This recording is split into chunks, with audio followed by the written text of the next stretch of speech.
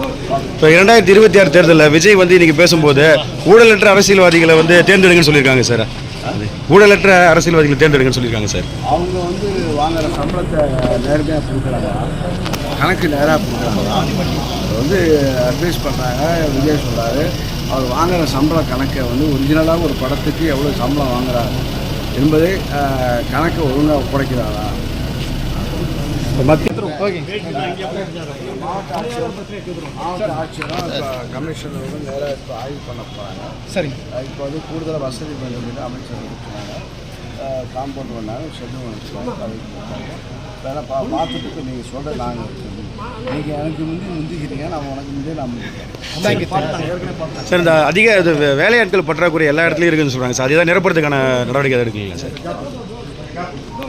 இப்போ 2026 தேர்தலில் விஜய் வந்து இன்னைக்கு பேசும்போது ஊழலற்ற அரசியல்வாதிகளை வந்து தேர்ந்தெடுங்கன்னு சொல்லியிருக்காங்க சார்.